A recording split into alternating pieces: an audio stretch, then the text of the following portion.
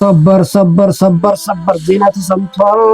ሪያል ማድሪድ በቀጥታ ወደ ሮደሪ ዝውውር ማግባቱ ተነግሯል። እንግዲህ ሮደሪ ይህንን ተጫዋች እንደሚፈልገው ይታወቃል። ሮደሪ በማንቸስተር ሲቲ ቤት ቀጣይ ኮንትራቱ በ27 እንደሚጠናቀቅ ይታወቃል። አሁን ሮደሪ ለማስፈረም ሪያል ማድሪድ በቀጥታ ንግግር መጀመሩ እየተነገረ ይገኛል። በማንቸስተር ዩናይትድ ቤት የአሌክስ ስኮት ጉዳይ አሁንም አነጋጋሪ ሆኗል። በቀጥታ ቸልሲ ወደ ዝውውሩ ገብቷል። ሂሳብም አቅርቦ ውድቅ ተደርጎበታል።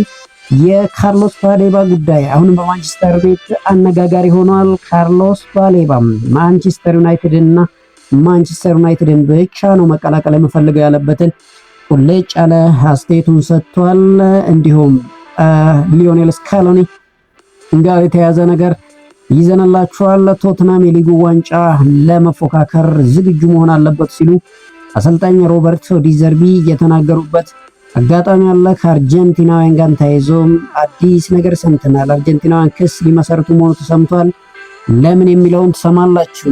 ሰላም ጤና ይስጥልኝ የማዮ ስፖርት ተከታታዮች እንደምን አላችሁ? ማዮ ስፖርትን ሰብስክራይብ በማድረግ እንድታበረታቱን በአክብሮት እንጋብዛለን። በቅድሚያም እንግዲህ የሮደሪ ጉዳይ እናነሳለን። ስፔናዊ አማካኝ ሮደሪ ሪያል ማድሪድን ለመቀላቀል ከፍተኛ ፍላጎት እንዳለው ተናግሯል። በማንቸስተር ሲቲ ውሉን እስካሁን ያላራዘመው ሮደሪ ወደ ሪያል ማድሪድ ለማቅናት የቻለውን ሁሉ ያደርጋል ተብሎ ይጠበቃል።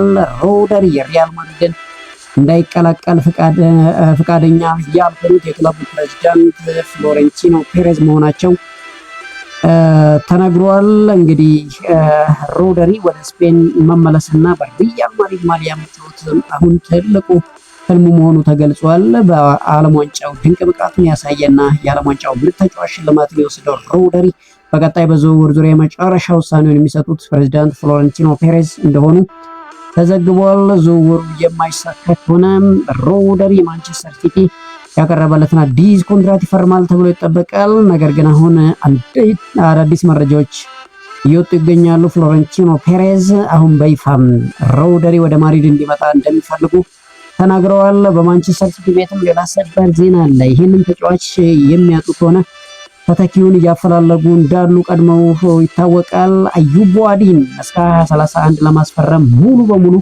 ከተጫዋቹና ከክለቡ ጋር መስማማታቸው ላይ መድረሳቸውን ጎል.ኮም አስነብበዋል። አዩብ ቡአዲን በአርሰናል፣ በሊቨርፑል፣ በማንቸስተር ዩናይትድ እንዲሁም በቼልሲ የሚፈለገው ሞሮኮያዊ አማካኝ ከሊል እንግዲህ የሮደሪ ተተኪ ይሆናል ብለው ቀድመው ስራቸውን መጀመራቸው ይታወቃል። አሁን ከዚህ ተጫዋች ጋር እንግዲህ ከስምምነት መድረሳቸው ጎል.ኮም አስነብበዋል። እንግዲህ ይህ መረጃ መጨረሻው ምን ይሆናል የሚለው አብረን የምናይ ይሆናል። ሌላው ቸልሲዎች እንግዲህ ትላንትና ለአሌክስ ስኮት የዝውውር ሂሳብ አቅርበው ውድቅ ተደርጎባቸዋል። የምዕራብ ለንደኑ ክለብ ቸልሲም ከአሌክስ ስኮትን ለማስፈረም ያቀረበው የዝውውር ጥያቄ በበርንማውዝ እንግዲህ ውድቅ ሆኗል። ቸልሲም አቅርቦ የነበረው የዝውውር ሂሳብ 64 ሚሊዮን ፓውንድ እንደሚጠጋ ተዘግቧል። በርንማውዝ ከ28 ውል ያለውን አሌክስ ስኮትን በክለቡ እንዲቆይ እንደሚፈልጉ ተናግረዋል። የ22 ዓመቱ አማካይ አሌክስ ስኮት በተጨማሪ እንግዲህ በማንቸስተር ዩናይትድ በጥብቅ እንደሚፈለግና አርሰናሎችም አሁን ወደዚህ ዝውውር እንደገቡበት ተሰምቷል። ቀያዮቹ ሰይጣኖች ሁለት አማካዮችን ቢያስፈርሙም ሶስተኛው አማካይ የማምጣት እቅዳቸው እንዳለ አሁንም እየተነገረ ይገኛል። ማንቸስተር ዩናይትድ አሌክስ ስኮትን እንዲሁም ማንኮኔን በጥብቅ ሲከታተል ቆይቷል። አሁን ወደ ዛይር ኤምሬት ፊቱን ማዞሩ ተነግሯል። እንግዲህ የመጨረሻ ማንቸስተር ዩናይትድ አሌክስ ስኮት ላይ ምን ይወስናል የሚለው ተጠባቂ ይሆናል። አርሰናል፣ ቼልሲ ተጫዋች ሁኔታ አሁንም መከታተላቸውን እንደቀጠሉ አትሌቲክ አስነብቧል። እንግዲህ ማንቸስተር ዩናይትድ ይህን ተጫዋች ይፈልገዋል። ሂሳብ እስካሁን በይፋ አላቀረበም። ቼልሲ እንግዲህ በይፋ ለዚህ ተጫዋች ዝውውር አቅርቧል። ነገር ግን ዝውውሩ ጥያቄ ውድቅ ተደርጎበታል። የምዕራብ ለንደኑ ክለብ ቸልሲ ሞርጋን ሮጀርስ እንግዲህ ከአስቶን ቪላ ማስፈረማቸውን በይፋ ትላንትና አሳውቀዋል። ሰማያዎቹ ተጫዋቹን በ117 ሚሊዮን ፓውንድ የዝውውር ሂሳብ አስፈርመውታል። ሞርጋን ሮጀርስ በቸልሲ ቤት የ6 ዓመት ኮንትራት እንግዲህ መፈረሙ ይፋ ሆኗል። የክለቡ እቅድ ሲመለከት መደሰቱን የገለጠው ሮጀርስ ለዚህ ነው እዚህ ያለው ሲል ለመጀመር እንግዲህ ጓጉቻለሁ ሲል አስተያየቱን ሰጥቷል።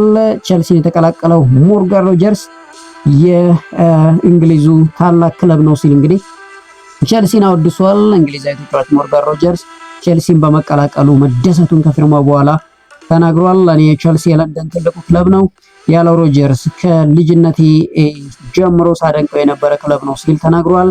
ከኮል ፓልመር ጋር ሲነጋገር እንደነበር የገለጸው ሮጀርስ አብረን መጫወት እንወድ ነበር፣ ሁለታችንም ተደስተናል ሲል ተናግሯል። አክሎም እሱ ለእኔ መደወልና መጻፍ አላቆመም ነበር፣ ከጓደኛ ጋር መጫወትና ቀኑን አብሮ ማሳለፍ የተለየ ነገር ነው ሲል እንግዲህ ከኮል ፓልመር ጋር ለመጫወት መጓጓቱንም ጭምር ተናግሯል። እንግዲህ ሞርጋን ሮጀርስን ያስፈረሙት ቼልሲዎች አሌክስ ስኮትን ትላንትና ለማስፈረም ያደረጉት የዝውውር ሂሳብ ውድቅ ተደርጎባቸዋል። በማንቸስተር ዩናይትድ ቤት እንግዲህ እየተነሳ ያለው የአማካይ ጉዳይ አሁን እንደቀጠለ ይገኛል። የሮማው አማካኝ ማኖኮኔ አሁን ከብዙ ክለቦች ውድድር ተከፍቶበታል። አርሰናል፣ ቼልሲ፣ ሊቨርፑል ገብተውበታል። ማንቸስተር ዩናይትድ አሁንም ይህን ተጫዋች እያነጋገረ እንዳለና ከዝውውሩ እንዳልወጣ ተሰምቷል። ሌላው ማንቸስተር ዩናይትድ የአሌክስ ስኮትን ጉዳዩን ቼልሲ ሳብ ከሰጠ በኋላ ገፍቶበት ይሄዳል ተብሎ ይጠበቃል። በጣም ጠንካራና ለማንቸስተር ዩናይትድ ምርጥ ተጫዋች ይሆናል ተብሎ የሚጠበቀው የአሌክስ ስኮት ማንቸስተር ዩናይትዶች እስከ 80 ከፍለው ያመጡታል ወይስ ደግሞ ችግር ይሆናል የሚለው ሌላ ጉዳይ ሆኗል። በተያያዘ ዜና እንግዲህ ካርሎስ ባሌባ ጉዳይ በማንቸስተር ዩናይትድ ቤት እየተነሳ ይገኛል። እንግዲህ ማንቸስተር ዩናይትድ ካርሎስ ባሌባን ከአምና ጀምሮ ሲከታተለው እንደነበር ይታወቃል። ዘንድሮ ካርሎስ ባሌባ ከብራይተን መልቀቅ እንደሚፈልግና ብቸኛው መዳረሻው ማንቸስተር ዩናይትድ እንደሆነ ተናግሯል። ከአምና ጀምሮ ከማንቸስተር ዩናይትድ ጋር ያለኝ ግንኙነት እንዳለ ነው። እኔ የትም መሄድ አልፈልግም፣ ሀሳቤና ግልጽ ነው፣ ለማንቸስተር ዩናይትድ ብቻ መጫወት ነው የምፈልገው ሲል እንግዲህ ማኑኮኔ ሀሳቡን ሰጥቷል። አሁን ችግር የሆነው የብራይተን ከፍተኛ ክፍያ መጠየቅ ጉዳይ ነው። ማንቸስተር ዩናይትድ ለብራይተን ከፍተኛ ክፍያ ይከፍላል ተብሎ አይጠበቅም። አሁን ላይ ማንቸስተር ዩናይትድ ከፍተኛ ክፍያ ከከፈለም ምናልባትም ለአሌክስ ስኮት ሊሆን ይችላል ተብሎ እየተነገረ ይገኛል። አምና ያሳለፈውን አቋም ስንመለከት ይህ ተጫዋች ምናልባትም እስከ 70-80 ሚሊዮን ፓውንድ ላይ ከፍሉበት ይችላሉ እየተባለ ይገኛል። ነገር ግን ተጫዋቹ አሁን በግልጽ ማንቸስተር ዩናይትድን መቀላቀል እንደሚፈልግ ሀሳቡን ለክለቡ እንዳስረዳ ተነግሯል። አሌክስ ስኮትም ምንም እንኳን ክለቡ እዛው እንዲቆይ ቢፈልጉም ከዛ መውጣት እንደሚፈልግ ለክለቡ አስረድቷል ተብሏል። ያም ሆነ መጨረሻው እንግዲህ ምን ይሆናል፣ ማንቸስተር ዩናይትድ ማንን ያመጣል የሚለው አሁንም ጥያቄዎቹ እንደቀጠሉ ይቀጥላሉ ማለት ነው። የአርጀንቲና እግር ኳስ ፌዴሬሽን ተጫዋቹን ኢላማ ያደረገው የሐሰተኛ ዘመቻ ከፍተዋል ባላቸው ላይ ህጋዊ እርምጃ ለመውሰድ ማሰቡ ተገልጿል።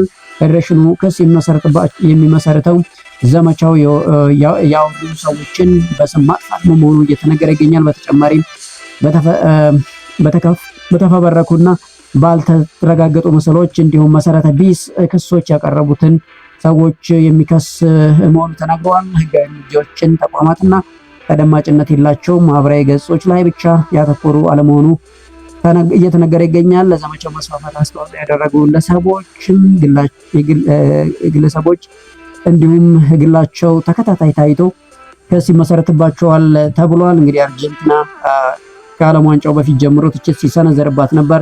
አሁንም በተጫዋቾች ስም ማጥፋት ላይ የተዘመተው ዘመቻን ለማስቆም ክስ እንመሰርታለን እያሉ ይገኛሉ። እንግዲህ የአርጀንቲና ብሔራዊ ቡድን በተለይ በስነ ምግባር ጉድለት ምክንያት እንግዲህ ወቀሳ ሲሰነዘርባቸው እንደነበር ተመልክተናል።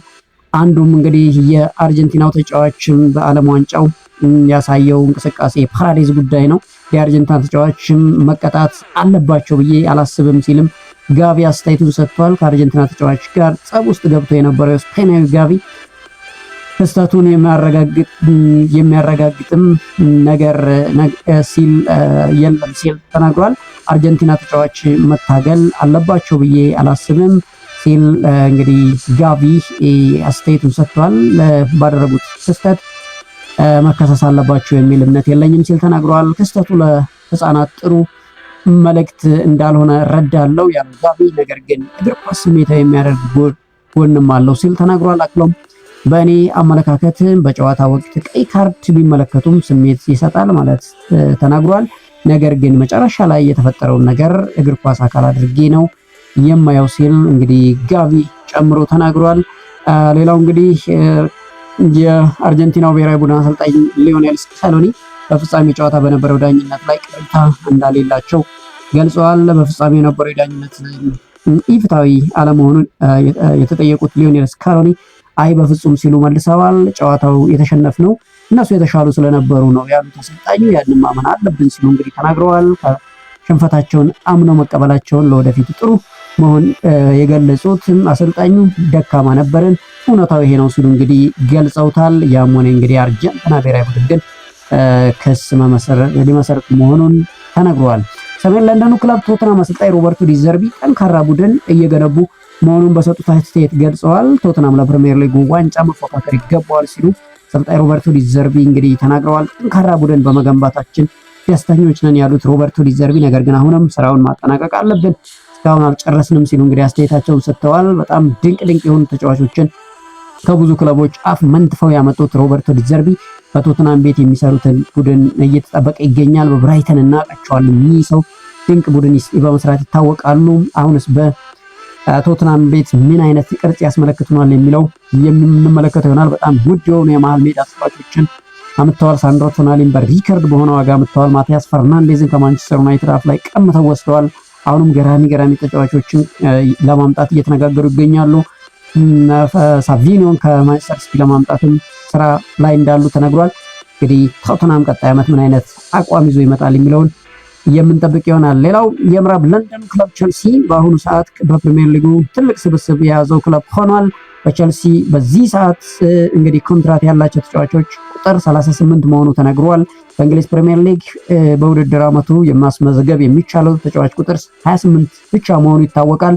ቸልሲ በቀጣይ በርካታ ተጫዋቾችን ሊሸጥ እንደሚችል ሲገለጽ ወደ ክለቡ የሚቀላቀሉ ተጫዋቾችም እንደሚኖሩ ተዘግቧል። እንግዲህ ቸልሲ ብዙ ጊዜ ብዙ ተጫዋቾችን በማምጣት እንዲሁም ደግሞ በመሸጥ የሚታወቅ ክለብ ነው። ዘንድሮ እንግዲህ ሪከርድ በሆነ ዋጋ ሞርጋን ሮጀርስን አምጥቷል። አሁን አማካዩን ለመስራት ስራ እየሰራ እንዳለ ተሰምቷል። እንግዲህ ቸልሲ ምናልባትም አሌክስ ስኮትን 64 ሰጥቶት ከርጎበታል። ከዚህም በላይ ከፍሎ ሊያመጣ ይችላል። በተጨማሪም በተከላካይ ስፍራ ላይም ተጫዋቾችን ማምጣት ይጠበቅበታል። እንግዲህ ያሉትን አውጥቶ እነማንን አምጥቶ 28 ተጫዋቾችን ለፕሪሚየር ሊግ ያስመዘግባል የሚለው በጉጉት የሚጠበቀው ጉዳይ ነው። በመጨረሻም የማንቸስተር ዩናይትድን ብሩኖ ፈርናንዴዝ እናንሳ። ብሩኖ ፈርናንዴዝ እንግዲህ ከማንቸስተር ዩናይትድ ጋር ስለ ውሉ ማራዘም ጉዳይ እየተነጋገረ ይገኛል። ነገር ግን ያደረጉት ንግግር ፍሬያማ ሳይሆን መቋጨቱ ተነግሯል። እንግዲህ ማንቸስተር ዩናይትድ ከብሩኖ ፈርናንዴዝ ውል ማራዘም ጋር ያደረገው ንግግር በፍሬያማ ሁኔታ አልተቋጨም። መጨረሻው እንግዲህ ምን እንደሚሆን አልታወቀም። ያው ማንቸስተር ዩናይትድ ብሩኖ ፈርናንዴዝ በክለቡ መቆየት ይፈልጋል። ማንቸስተር ዩናይትድ ይህን ተጫዋች እንግዲህ በማይክል ካሪክ ስር እንዲቆይለት ይፈልጋል። ነገር ግን መጨረሻው እንግዲህ ኮንትራቱ ጉዳይ ነው። አንዳንድ ነገሮች ላይ እንዳልተስማሙ ተሰምቷል። መጨረሻው ምን እንደሚሆን አብረን የምናይ ይሆናል። ሌላ የማንቸስተር ዩናይትዱ ማርከስ ራሽፎርድ ጉዳይ ነው። እንግዲህ ለፕሪሚየር ሊጉ ተቀናቃኞች ለመሸጥ ፈቃደኛ ለመሆኑ ማንቸስተር ዩናይትድ ደጋግሞ ተናግሯል። እንግዲህ ምንም እንኳን ቶተናም ለተጫዋቹ የሚፈለገውን ዋጋ ለመክፈል ዝግጁ ቢሆንም እንዲሁም አርሰናልና ቼልሲ ፍላጎት ቢያሳዩም ማንቸስተር ዩናይትድ ግን ተጫዋቹን ለተቀናቃኝ ክለብ ለመሸጥ እንደማይፈልግ ተናግሯል። እንግዲህ ራሽፎርድ በበኩሉ በቻምፒዮንስ ሊግ የሚሳተፍ ትልቅ ክለብ የመቀላቀል ፍላጎት እንዳለው ተነግሯል። ማንቸስተር ዩናይትድ እና ራሽፎርድ አሁንም ፍጻሜያቸው አልታወቀም። ራሽፎርድ ከማንቸስተር ዩናይትድ ይለቃል ወይ ደግሞ በማንቸስተር ዩናይትድ ይቆያል የሚለው አሁንም ጥርት ያለ መረጃ የለውም። ነገር ግን ለተቀናቃይ ክለብ እንደማይሸጥ ማንቸስተር ዩናይትድ አሁንም በተደጋጋሚ እየተናገረ ይገኛል። ቶተናም የተጫዋቹ ፈላጊ ሆኖ ብቅ ብሏል። መጨረሻው ምን ይሆናል የሚለው እንግዲህ ከስር እየሄድን መረጃዎችን የምናደርሳችሁ ይሆናል። ለዕለቱ ያዝንላችሁ አጫጭር ዜናዎች እነኝን ይመስላሉ። ቻናላችን ሰብስክራይብ፣ ቪዲዮአችንን ላይክ አድርጋችሁ አበረታቱን።